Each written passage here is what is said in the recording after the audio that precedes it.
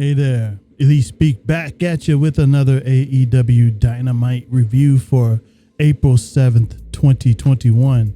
And this is the final episode of Dynamite that goes head to head with NXT.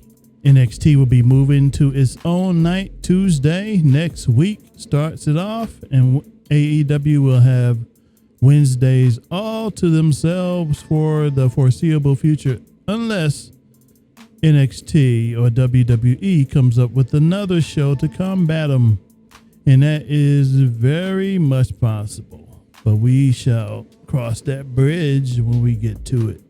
Overall, I thought it was a solid episode of Dynamite. Features some decent matches and a lot of story progression, and we kick the night off with Max Caster of the Acclaimed going up against Hangman Adam Page. And this was a good match to open the show. Page is ranked number 1 at this point, and a win would shoot Max Caster up in the rankings. Does he do it? Well, we'll see right now. Later in the match, Caster hits Page with a chain, but Page kicks out. This leads to a buckshot lariat attempt, but Bowens on the outside blocks it, and Adam Page retaliates by taking out Bowens, and he then immediately flips back in and hits Caster with a buckshot for the win. Post-match, Page passes out the beers to the crowd and the wrestling crowd as well. Solid match to open up the show. Following that, we had Tony Schiavone introducing the Death Triangle. He said they have a shot at the tag team champs, and it'll be next week.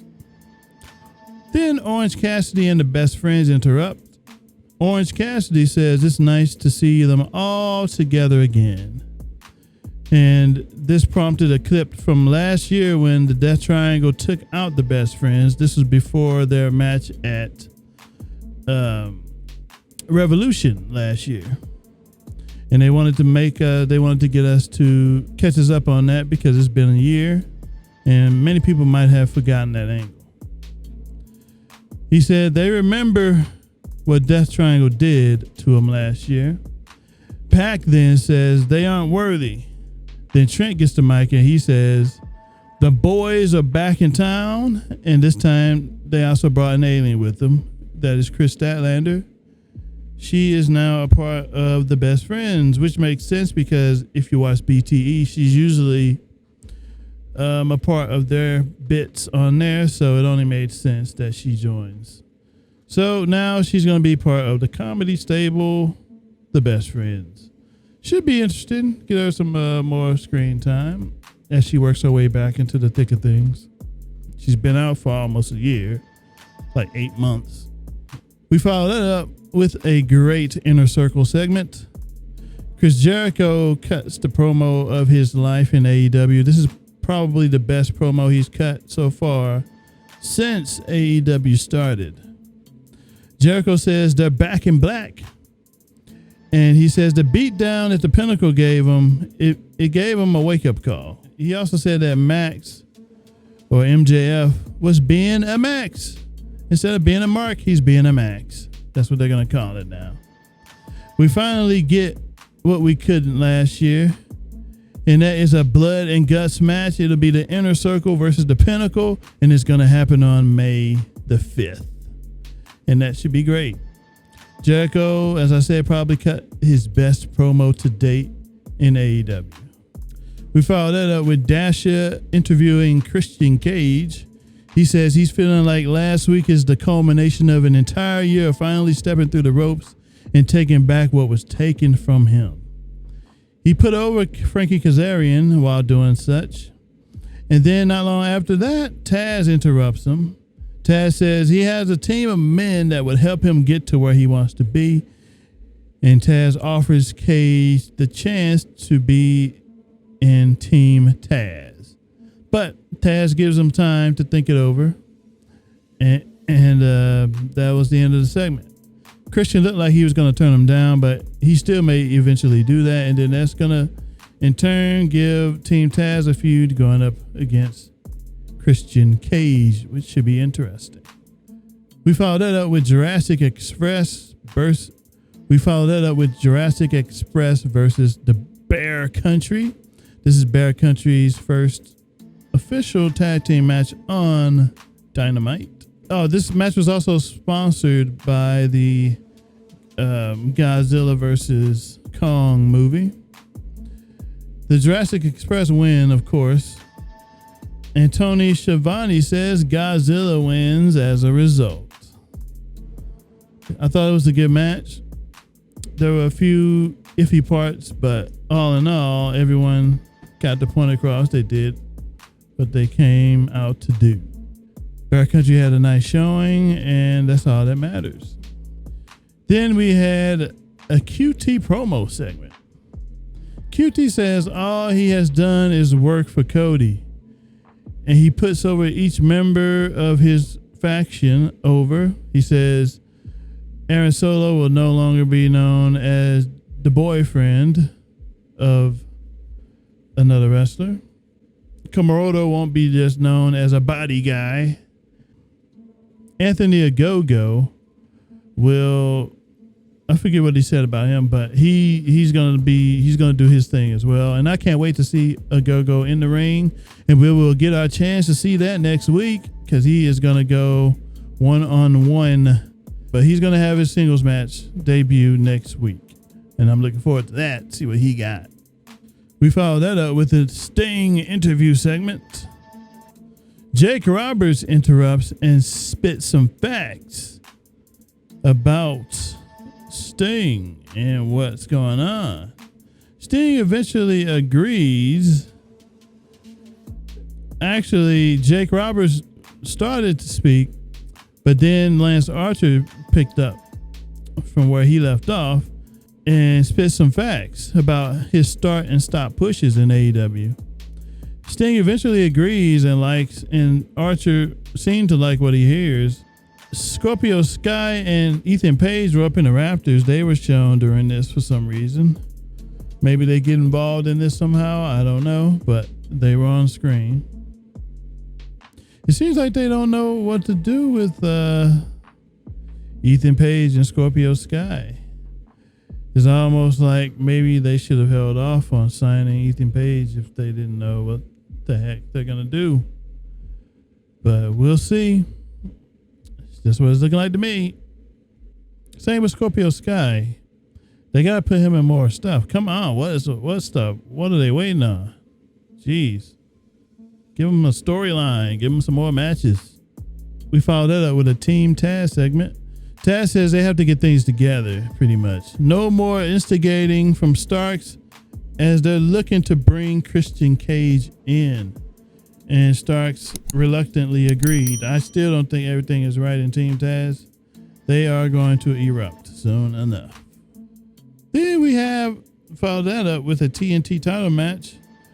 The TNT champion Darby Allin versus J.D. Drake, who's been seen on AEW Elevation and Dark. He's had some good stuff, and he further proved that here.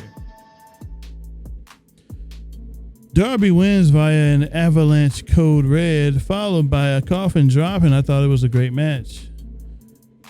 J.D. Drake showed what he could do, and he hung with Darby Allin, and that's all that matters there. And I think we'll see more of him, but it won't be on Dynamite. It will be on Elevation and Dark for now.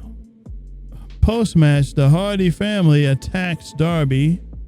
The Dark Order then comes to the rescue, but the bunny was cornered.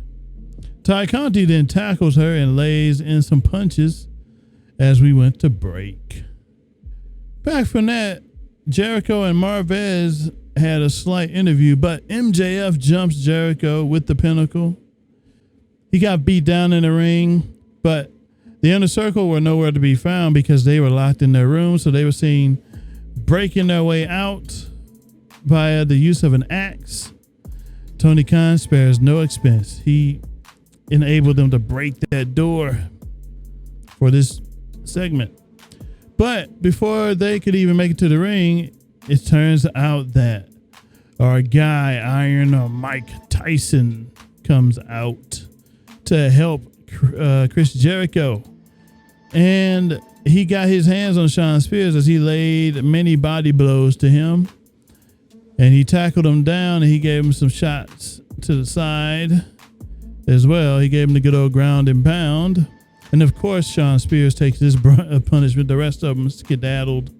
Shawn Spears was the punching bag in this segment.